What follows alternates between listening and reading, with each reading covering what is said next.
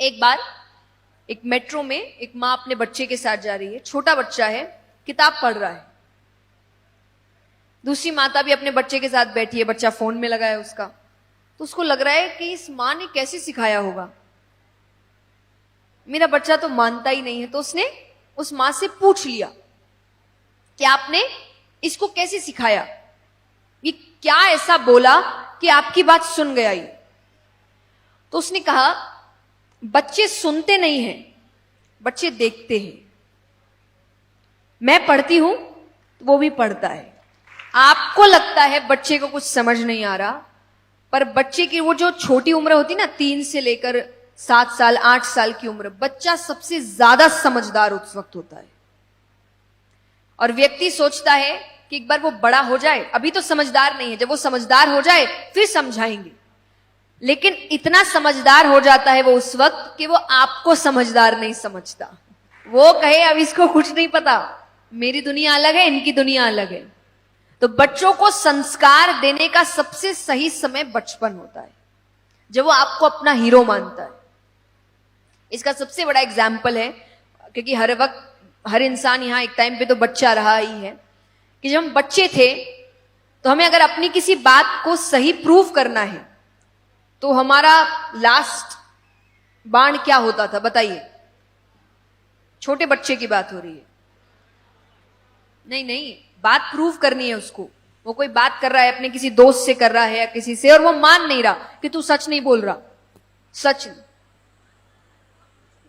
Mummy कसम, मां की कसम, मां कसम। क्यों? क्योंकि उसको पता है, सामने वाले को भी पता है कि अगर मां की बात हो रही है, पिता की बात हो रही है तो सच है, वो झूठ नहीं बोलेंगे। तो बचपन में बच्चा मां बाप पे ऐसा भरोसा रखता है कि उसको लगता है ये जो बोल रहे हैं बस वही सच है, उसके अलावा दुनिया में और कुछ सच नहीं है। उसी वक्त संस्कार दिए जाते हैं।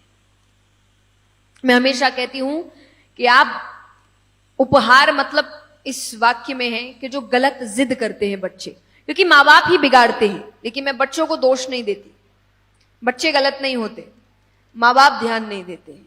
फॉर एग्जाम्पल, जैसे अभी आपने एक जन ने, मैंने कहा था जब कि बच्चा अपनी बात कैसे मनवाता है, तो उन्होंने कहा रोता है। तो ये मां बाप करते हैं, मां बाप बच्चों को ये सिखाते हैं। कैसे? मान लीजिए बच्चे ने 1-2 बार रोया, अब वो दूसरी बार जब कुछ जिद करता है और कोई दूसरा कह दे कि नहीं देना, तो मां बाप क्या कहेंगे, अरे दे दो, वो रोने लग जाएगा, अरे ऐसे मत करो, वो रोने लग जाएगा। अब बच्चा नादान है, उसको सही गलत नहीं पता होता, वो सुन रहा है। तो उसने क्या सुना, रोने से मेरा काम हो जाएगा। अब वो हर काम में रोएगा। अब आप कितनी बार बच्चों को देखेंगे कि वो रो रहे हैं पर आंसू नहीं आ रहे, कि वो रो रहा है पर उसके आंसू क्या है ये।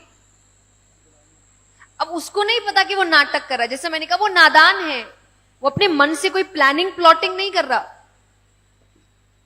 कि वो अपने मन से प्लान करके नहीं कर रहा कि ऐसा करता हूं तब ये उसको बस पता है कि मेरे रोने से काम हो जाता है, तो वो रोने लगता है। तो आप जो बच्चों के सामने बोल रहे हैं ना, आपको बहुत सोच समझ के बोलना है। एक बार एक पिता अपने बच्चे को गोद में बिठा के अच्छी सीख दे रहे हैं, तो वो बोले, बेटा चोरी नहीं करना, चोरी करना गलत बात होता है, भगवान पाप का दंड देते हैं, क्योंकि वो सब देखते हैं। बच्चा ने कहा, सब देखते हैं? बोले हाँ, तुम जो भी करोगे वो देख रहे हैं। ठीक है, थोड़ा बच्चा बड़ा हुआ। अब देखिए, यहां पे बच्चा थोड़ा समझदार है, लेकिन हर बार ये नहीं होता। तो थोड़ा बड़ा हुआ, अब उनके गांव में अकाल हो जाता है, खेती नहीं हो रही है, कुछ नहीं हो रहा है, तो दूसरे गांव चले गए। दूसरे गांव में पिता को एक खेत दिखता है, अनाज है। तो पिता ने अपने बेटे से कहा कि तुम यहां रास्ते पर खड़े रहो, मैं कुछ अनाज ले लेता हूं, और अगर कोई आए, कोई देखे तो मुझे आवाज लगा देना। बच्चे ने कहा ठीक है। अब वो चोरी चोरी जा रहा है, तो देख रहा है बच्चा कि पिता कुछ ऐसा कर रहे हैं जो गलत है। तो जैसे ही चोरी करने लगा, बच्चे ने जोर से चिल्लाया कि रुकिए। तो पिता ने कहा, किसी ने देखा? बोले हाँ। बोले किसने? बोले भगवान ने। अब ये तो समझदार था शायद, या बहुत भोला था कि ये मान गया, दूसरा बच्चा क्या सोचेगा कि अगर मेरे पिता कर रहे हैं तो ये काम गलत नहीं है। फिर ये सिर्फ झूठ बोलने के लिए मुझे बताते हैं, अगर ये कर सकते हैं तो मैं भी कर सकता हूं। तो जब आप बच्चे को सिखा रहे हैं बेटा झूठ नहीं बोलना और फिर फोन में जाके झूठ बोल रहे हो, वो बच्चा देख रहा है, वो बच्चा जान रहा है कि झूठ बोलना गलत नहीं होता।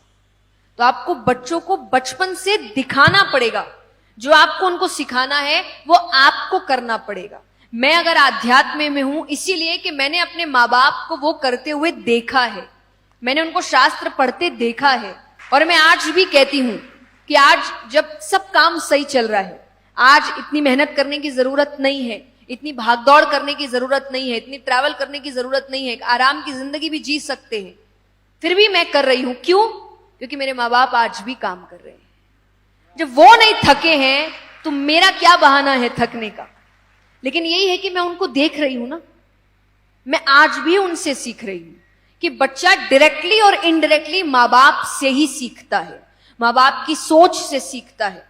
वो कहते हैं ना कि बच्चे माँ बाप पे गुस्सा तो बहुत करते हैं कि माँ बाप ऐसे हैं वैसे हैं, पर रियलाइज नहीं करते कि वो जैसे जैसे बड़े हो रहे हैं वो अपने माँ बाप की ही परछाई बन रहे हैं। वाह।